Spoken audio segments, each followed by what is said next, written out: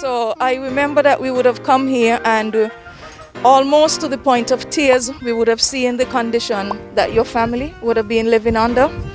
And it was not easy to take in. We could not fathom how somebody could have managed to live like that. But at the same time, we respected what you were trying to do in terms of putting a roof over your head. But at the same time, we recognized that it was less than what you had deserved. So as a result of that, we would have made a decision for public health reasons to demolish the structure that you would have had here. And we would have made other arrangements which would have caused some temporary separation in terms of your family unit. But I think based on the little edifice that I see, beautiful edifice that we now see here today, I think you would agree that it would have been worth it. I would like to give a special thanks to everyone who is here. I would like to thank God for making this day possible. I would like to thank Antika and her family because she didn't have to take me, but she took the time to take me and treat me as her child. I want to thank the people who have helped me even when I was in Tabernacle, my friends who, even though I used to get bullied, I used to be encouraged by people to one day I'll bring my family to a better place and we'll get better, because the conditions we used to live in, and the Lord and the Prime Minister has provided a light at the end of the tunnel for us, me and my family. And I'm not really a long speaker, so. We have come with much love in our heart for Miss Drimmy and Carleen and for all the good people who have worked to ensure that Miss Drimmy could move from where she was opposite there in a setting of just galvanized to now a modern infrastructure.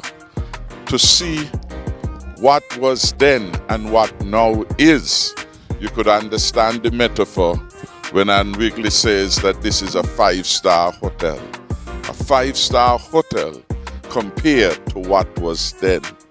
What there was then on the opposite side of the road was, as I said, you could call it a galvanized sort of barracks.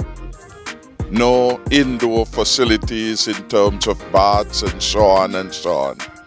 And when social development came and the health inspectors, they made a recommendation that as soon as possible, this family ought to be relocated. And Wrigley was there, the minister then, when the FIPS came to have a look, and all were in agreement. And when they called me, as she said I was off island, I did not hesitate to say, do all that was necessary. What was necessary became a project which cost the country over, I'm sure, $100,000 to build. What came thereafter was that the Office of the Prime Minister, through Osbert D'Souza, had become involved in undertaking to provide the materials for the construction of this beautiful home.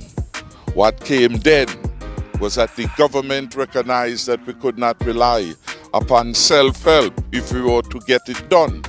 And we undertake to pay a contractor, Mr. Thomas from Phillips, who came and did a very good work. A very good work. Let's give him a round of applause. What came then was several visits to the site by myself and others attempting to insist that delivery should come sooner rather than later.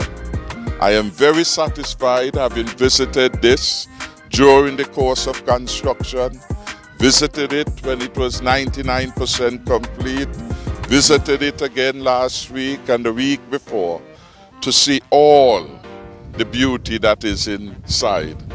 I could not have envisaged what is inside there today. And so I said to Anne Wrigley and whoever is the interior decorator, they did a wonderful job.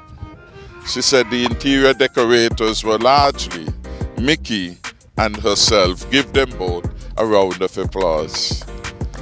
What we have now is a comfortable residence, which I'm sure Carleen appreciates and Miss Drimmy appreciates, and her son, who I gather is going to be our next national scholar, because he's very bright.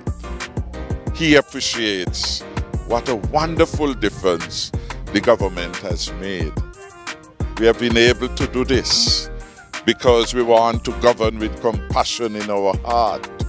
We want to govern understanding that the poor is with us and that we have a duty to enhance and empower them and to take them from one level to a higher level of organization and operation. So I feel very blessed as a parliamentary representative to be in part of this journey from the problem identification to now the completion. And I want to say thank God for having me to be a servant at this particular time where I can render strong support to those who are well in need.